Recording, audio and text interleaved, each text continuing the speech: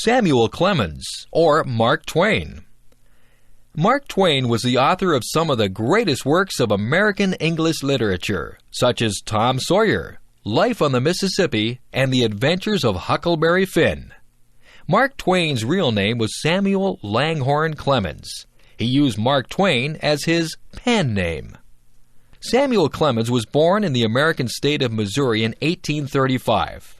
As a child, he enjoyed many outdoor activities, such as swimming and fishing.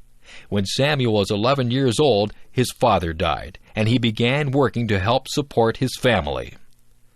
As a young man, Samuel Clemens began to write stories for newspapers.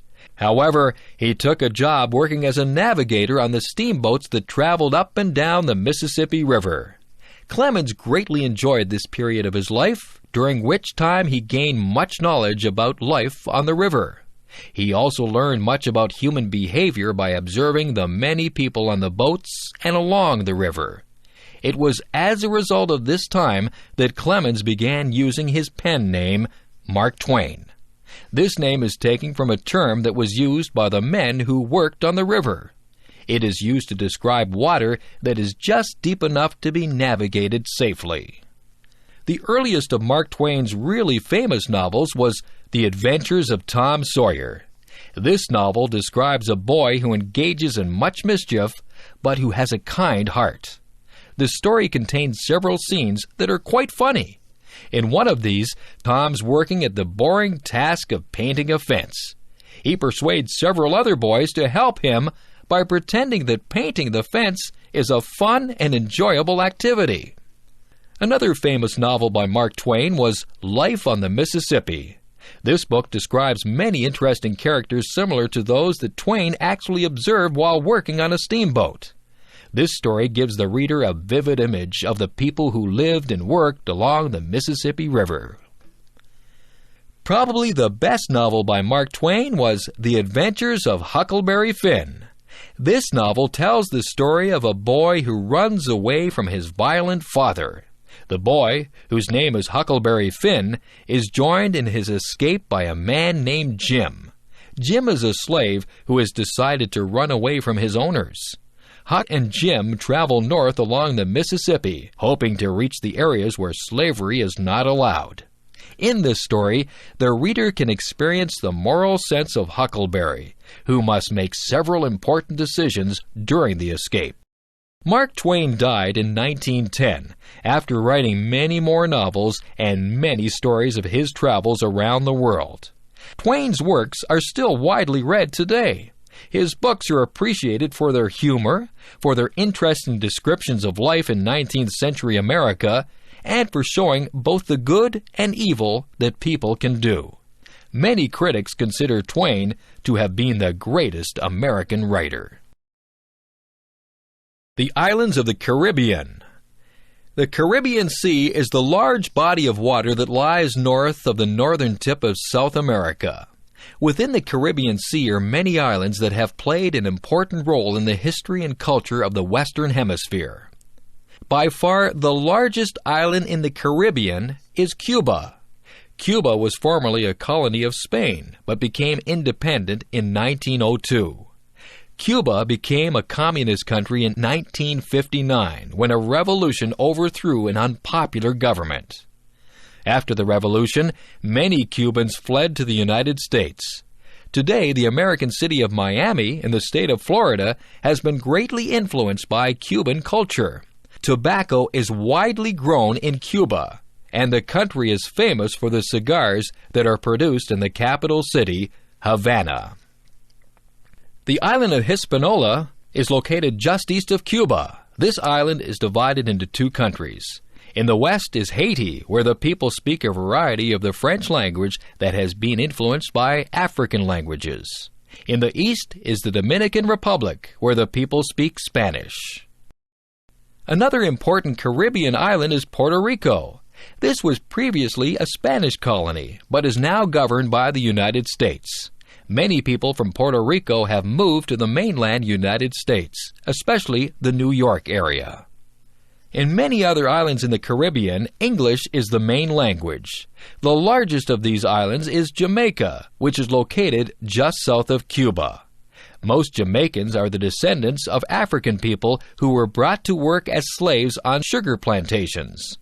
Jamaica is famous as the birthplace of the style of music called reggae, which was popularized in other countries by Bob Marley, a famous Jamaican musician. Another important English-speaking Caribbean island is Trinidad. This island is located just north of South America. The population of Trinidad is very diverse. The largest groups of people are descended from people who came from Africa and India, but there are many other nationalities also. Trinidad is famous for a style of music known as calypso, and for musicians who produce pleasant sounds by playing steel drums. There are also many other smaller islands in the Caribbean, each with its own unique features. Many of these islands possess fine beaches and are popular tourist destinations. The warm weather of the Caribbean makes it a popular place for North Americans who must live through cold winters. North American Indians. The first people who lived in North America were the Indians.